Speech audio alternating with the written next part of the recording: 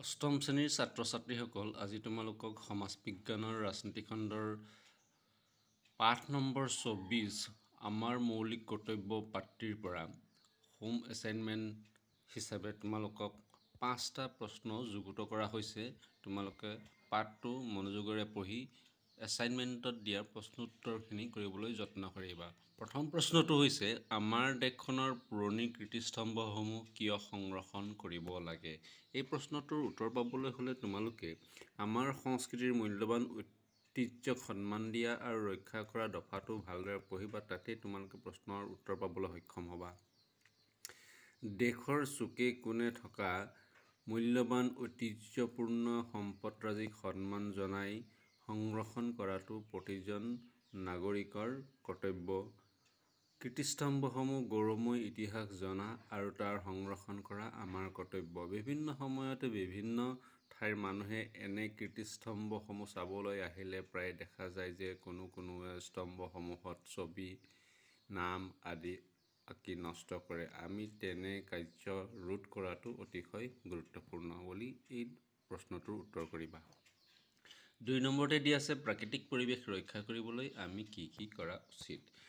প্ৰাকৃতিক পৰিৱেশ ৰক্ষা কৰা আৰু তাৰ উন্নয়ন কৰা সকলো জীৱিত প্ৰাণীৰ প্ৰতি দয়াভাৱ ৰখা দফাটো তোমালোকে ভালকৈ পঢ়িবা। তাতেই এই প্ৰশ্নটোৰ উত্তৰ পাবলৈ সক্ষম হ'বা।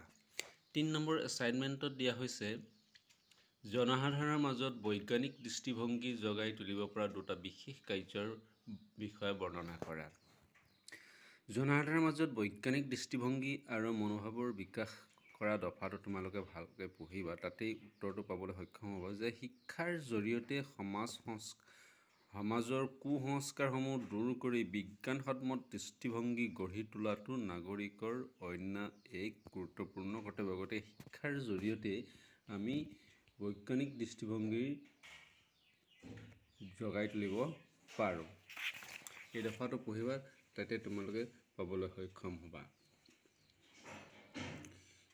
ইয়াৰ পাছতে আছে, শান্তি প্ৰতিষ্ঠা কৰিবৰ বাবে তুমি কি কৰিব পাৰা পাঠটিৰ সহায়ত লিখা। এই প্ৰশ্নটোৰ উত্তৰ পাবলৈ হ'লে তোমালোকে ৰাজহুৱা সম্পত্তি ৰক্ষা কৰা আৰু হিংসাত্মক কাৰ্য পৰিহাৰ কৰা দফাটো পঢ়িবা। তাতেই তোমালোকক বক্সৰ ভিতৰতে প্ৰশ্নটোৰ উত্তৰ দিয়া আছে যে শান্তি ৰক্ষা কৰিবলৈ হ'লে বা শান্তি প্ৰতিষ্ঠা কৰিবলৈ হ'লে প্ৰথমতে শান্তি শিক্ষাৰ শিবিৰ অনুষ্ঠিত কৰা, প্ৰকৃতিৰ সৈতে একাত্মতা গঢ়ি তোলা, শান্তিৰ বাৰ্তা প্ৰচাৰ কৰা, শান্তি বিষয়ক নাট মঞ্চস্থ কৰা, কথা আৰু কাৰ্যত সৎ আচৰণ প্ৰকাশ কৰা, বিশ্ব শান্তিৰ বাবে ৰচিত গীত শুনা আৰু গোৱা, শান্তিৰ বিষয়ৰ ওপৰত শোভাযাত্ৰা, শ্লোগান আদি লিখা, শান্তিৰ প্ৰতীক অঁকা। এই 8টা পইণ্ট লিখিলেই তোমালোকৰ প্ৰশ্নটোৰ উত্তৰ কৰা হ'ব। ইয়াৰ পাছতে অন্তিম হোম এছাইনমেণ্টটো হৈছে, ৰাষ্ট্ৰৰ সৰ্বাংগীন বিকাশ কেনেদৰে কৰিব পাৰি লিখা।